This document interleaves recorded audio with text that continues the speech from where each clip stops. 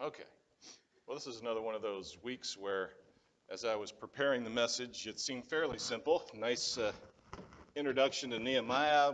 We'll go a little shorter because we got harvest dinner, we got lots to do. And God kept cranking it up and cranking it up, even this simple message, to the point where even this morning, as I always do, I go through the message one more time in my living room.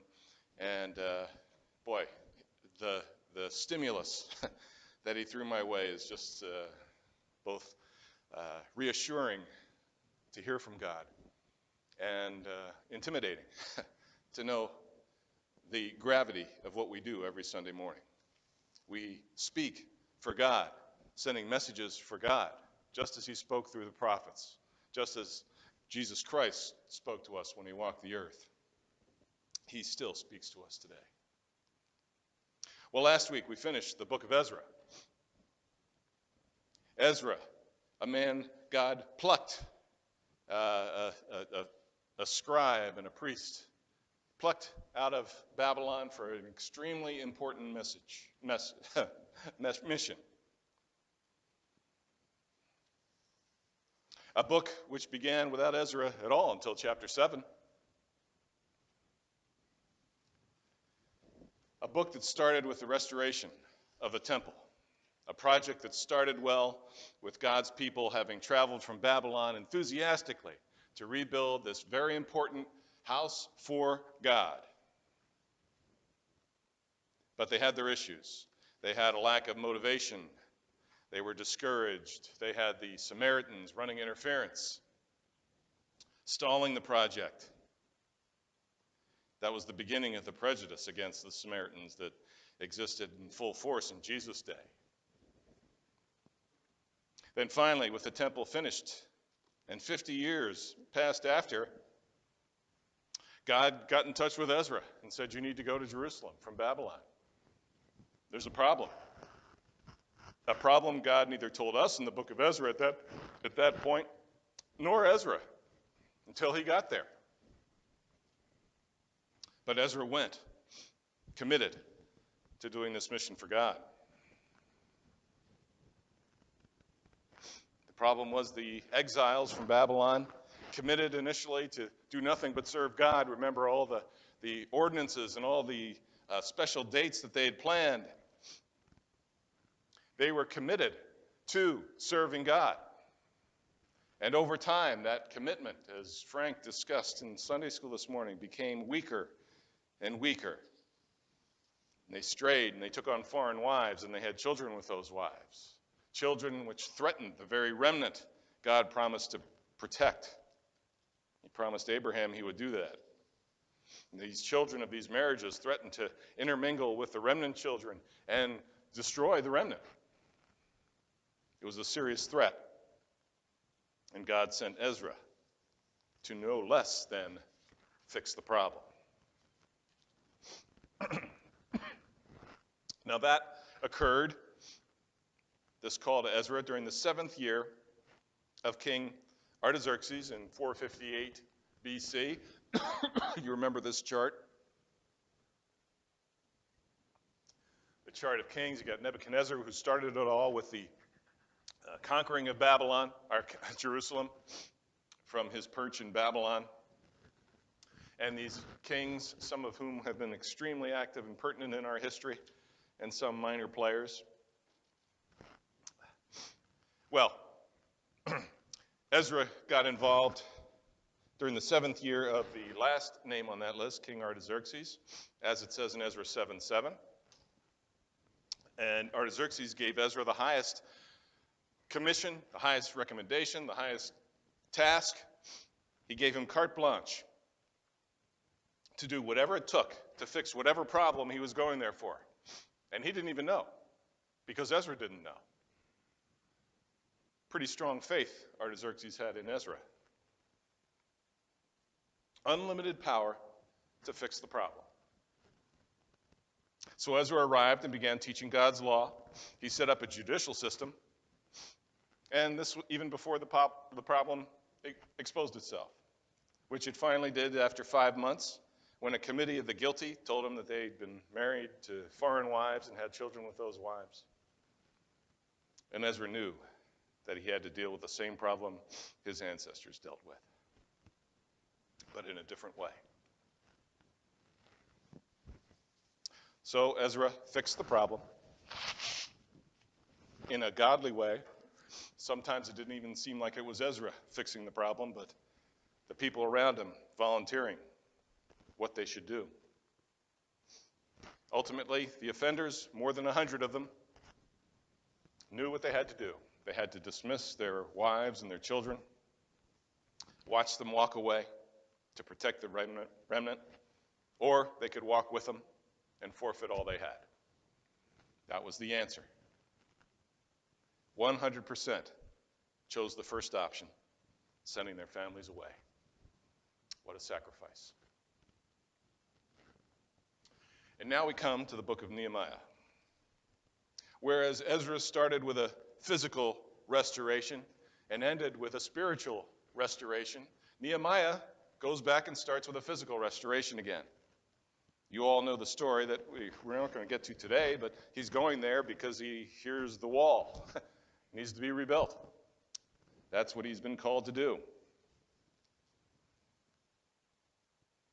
Nehemiah, according to Nehemiah 1:1, which we'll read today, began his work in the 20th year of Artaxerxes, 445 BC. That's 13 years after Ezra. So Nehemiah follows Ezra by 13 years. And Nehemiah and Ezra have at least two things in common, one of which we'll discuss now.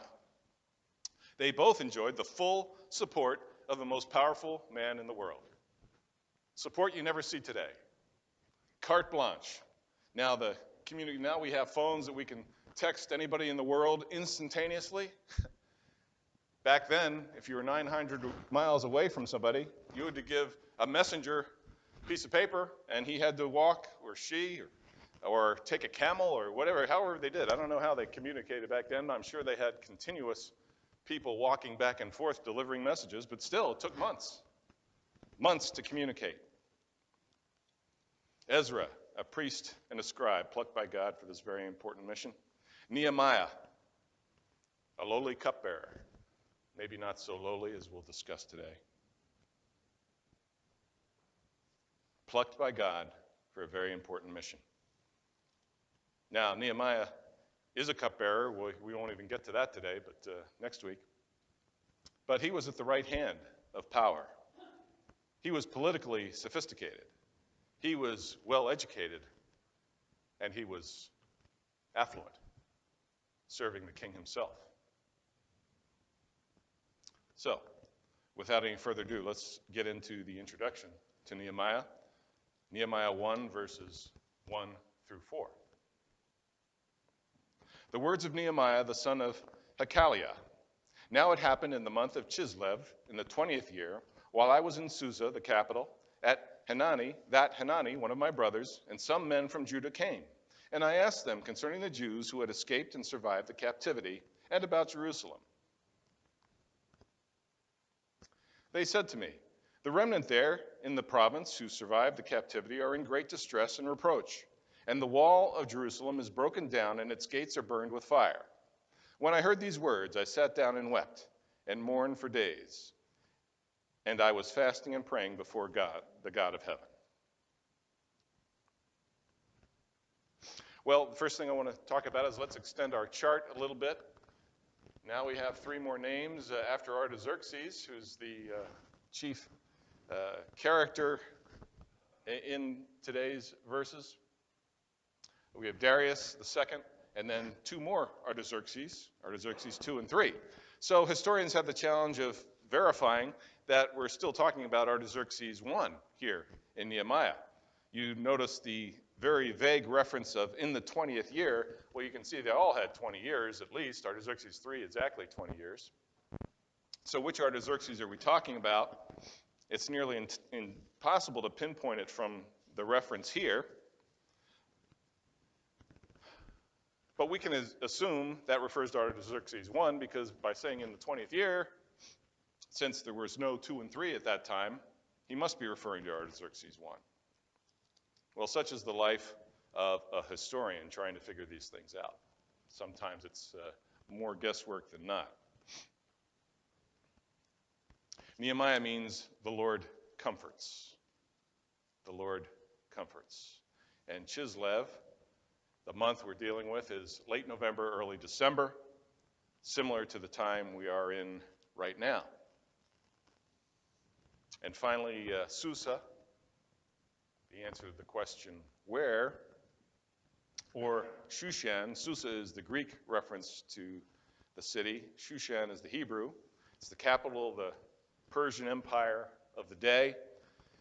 It's the same Susa that Esther occupied as queen a generation before. It was the site of the king's winter palace, and it's currently referred to as Shush in Iran today. So that tells you who, what, where, and when.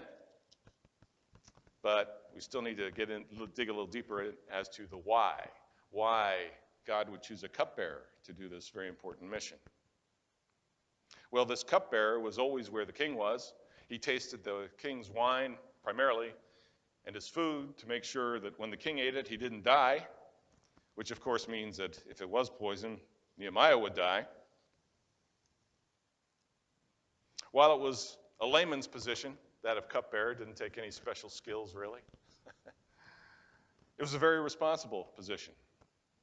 You were near the king every mealtime. And what is mealtime? Designed by God, by the way. It's a time when we sit and relax and we attend to our personal needs, primarily eating. It's an extremely important time. It's a time when people are accessible, far more reachable than just about any other time of the day. And we all know that things are getting busier and busier. How many times can someone just sit down and grab our full attention? That's an extremely hard challenge today. And of course, for a king, it's always a hard challenge. So if you're around him at mealtime, you're a very influential person. And Nehemiah was. The Lord comforts.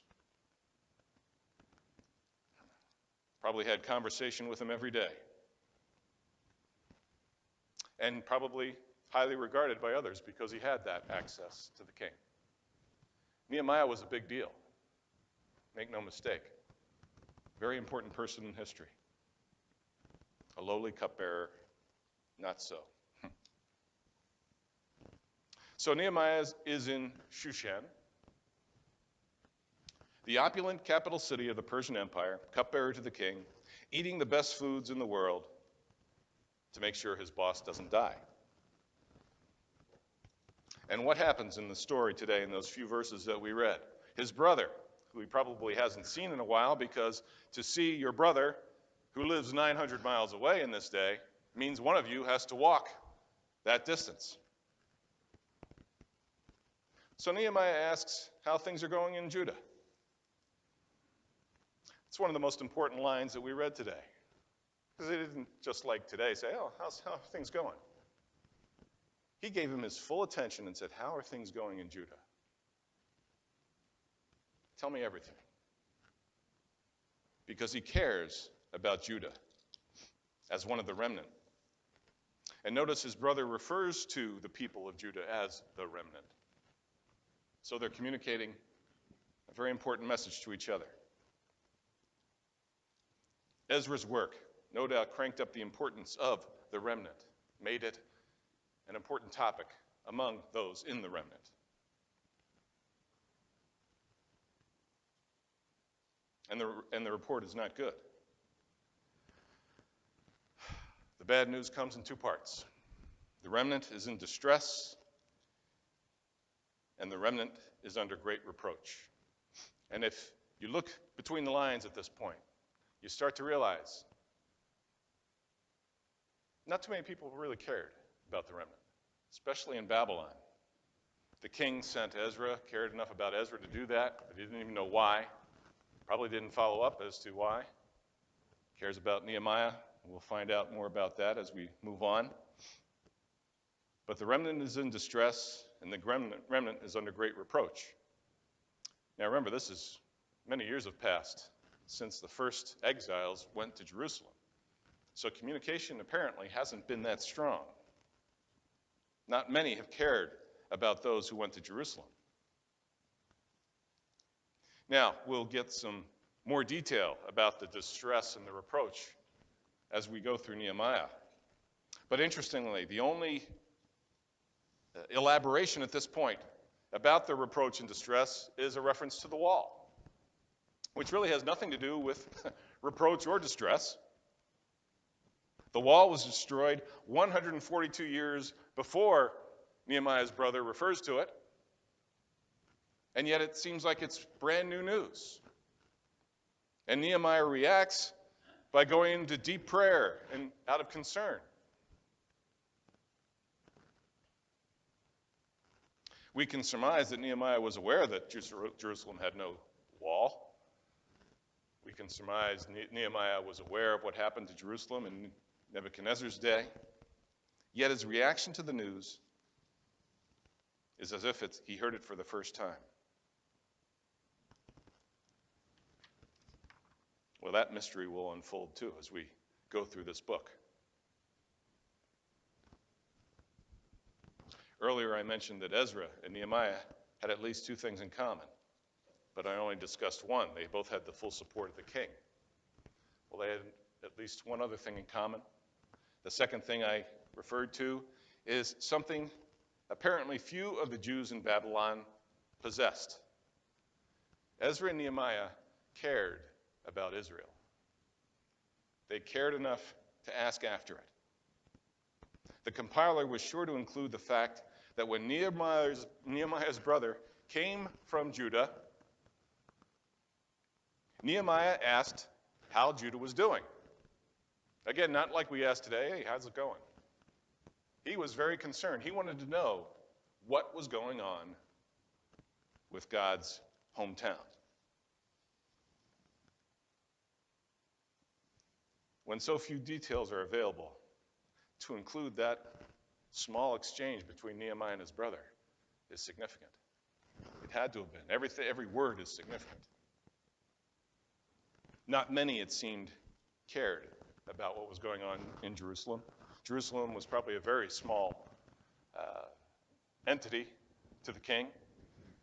I don't think he cared about it at all. He cared more about Ezra and Nehemiah and did God's bidding in that regard by sending them both. You remember when Ezra departed for Jerusalem with his contingent of 5,000, imagine that, not one Levite was among them. You would think the Levites, who are put in charge of the spiritual well-being of God's people, would jump at the chance. And if you compare the list of the names given to us of those who went with Ezra to the list of those who were the original exiles to go, you see that the majority had family, which probably explains why they went. They probably weren't doing all that well financially and said, why don't we give it a shot in Jerusalem? That's probably the details of those who went with Ezra. Nobody, or very few, probably went because they cared about the future of Jerusalem.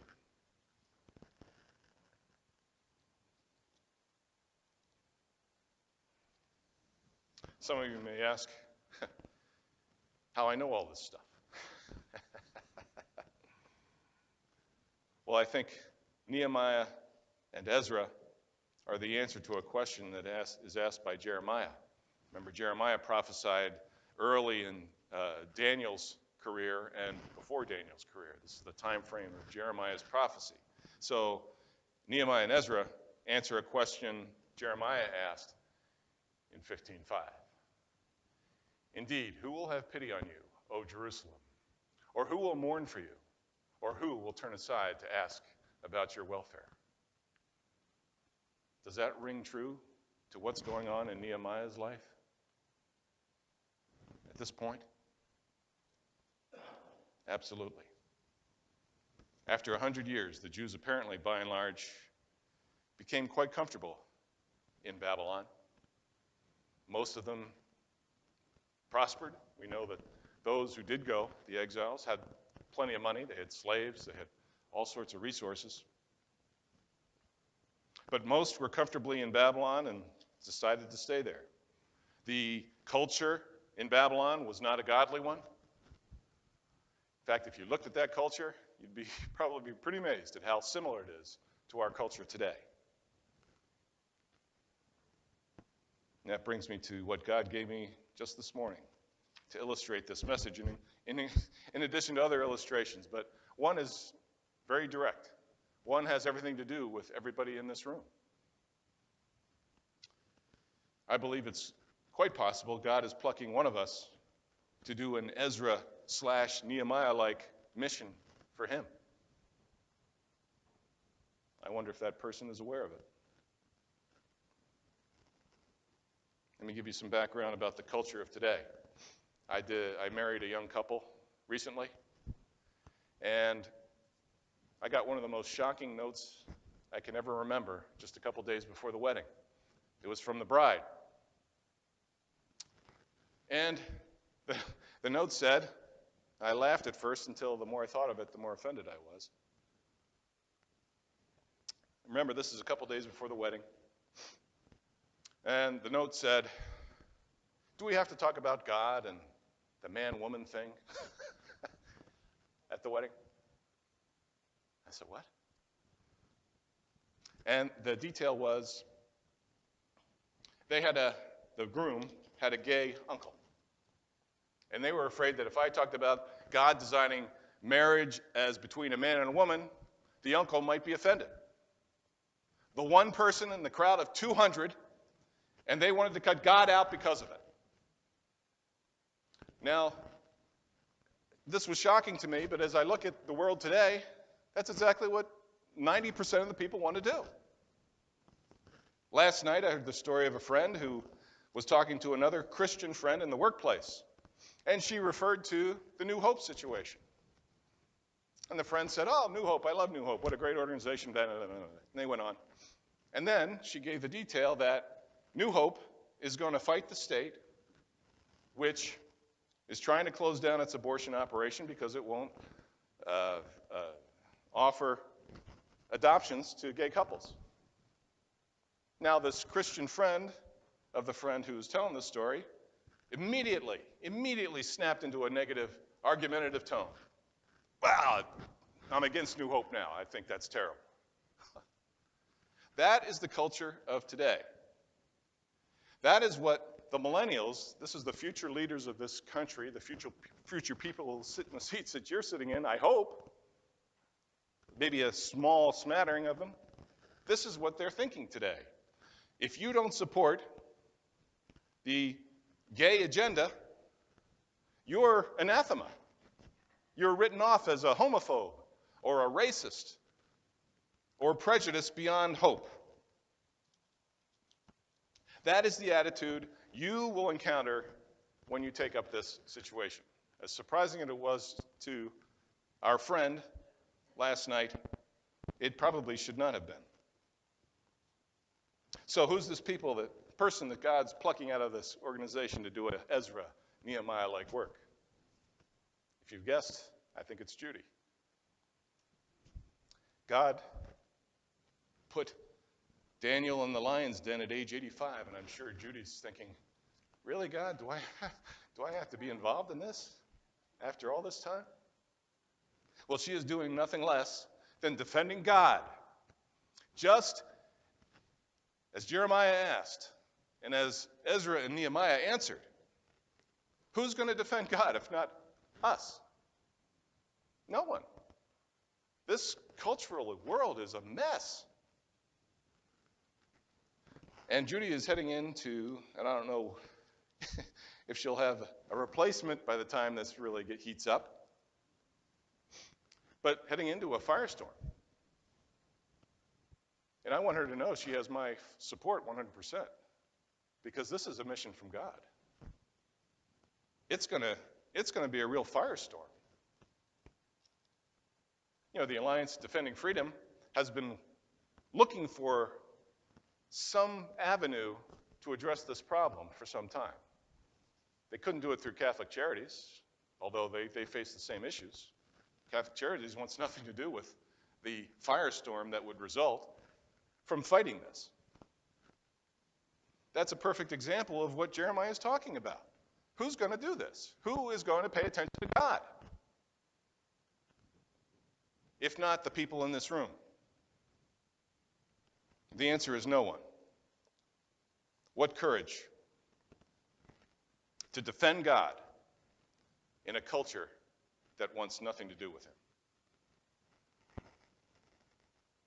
Everyone in this room has the potential to be plucked from the comfort of where you are now and thrown into the firestorm. Because if you won't do it, who will?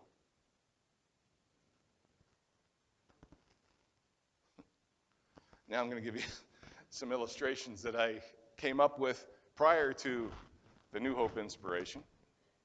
So I hope you'll be amused because they're a little bit lighter. So Judy, pay attention.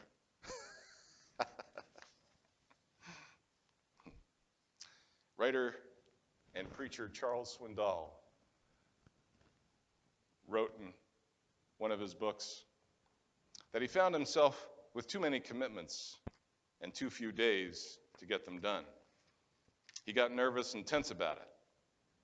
He said, I was snapping at my wife and our children, choking down my food at mealtimes, and feeling irritated that those unexpected interruptions throughout the day kept interrupting me. He recalled in his book, Stress Fractures. Before long, things around our home started reflecting the pattern of my hurry-up style. It was becoming unbearable.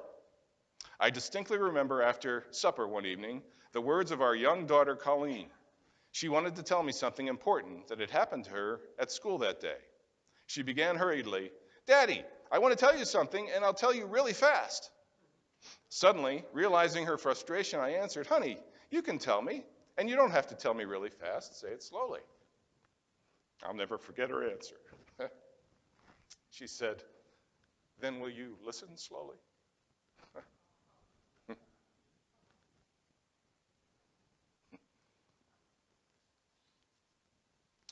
Clark Gifford shares this reminiscence of his former boss, Harry S. Truman.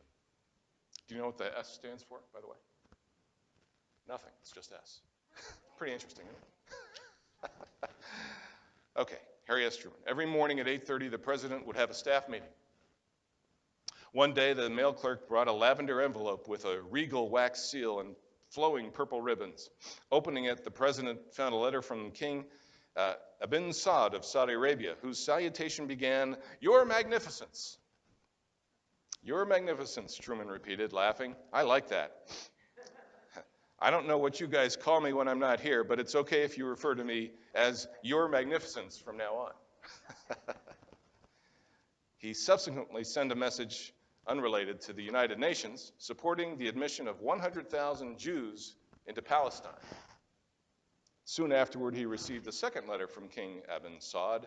This one began, Dear Mr. President, pay attention. Pay attention. Attention is like a daily bouquet of love. Who knows who said that? Any guesses? Well, thank you. I just said it. I did just say it. Attention is like a daily bouquet of love. Captain Kangaroo. Kim and I grew up with him. I don't know how many of you followed Captain Kangaroo, but what a great entertainer. What a great time it was to watch. Who could get away with a quote like that today, though? But how true. When they were developing the Tonight Show agenda, their first objective was to determine what's the average attention span of people who are going to watch the Tonight Show. And it was determined that that was 6 minutes, which is why in the Tonight Show, every 6 minutes they break for a commercial to give people time to recharge and get their attention back in order. That's what we're dealing with today. Short attention spans, the difficulty in getting someone's attention. We've all talked to people and known they're not hearing a word I'm saying. This is very important what I'm saying, but they're not hearing it. How do I crank this up? Well, God knows how to do it. And believe me, if he plucks you for an assignment like this, get ready for a Santa Ana wind coming right back at you. And be ready. Don't ever get discouraged.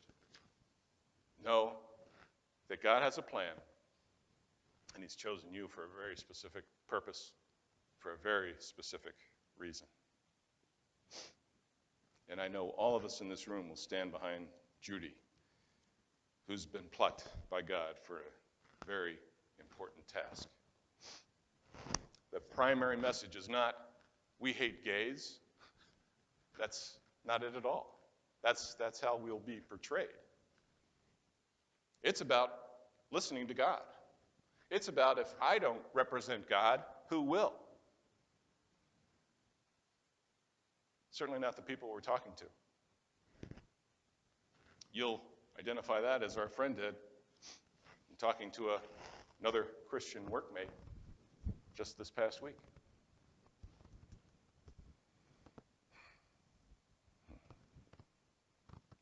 I often say, we're just a few generations away from being a very large novelty. Oh, you're a Christian. That's unusual. How do you deal with that? Let's pray. Dearest Lord and Heavenly Father,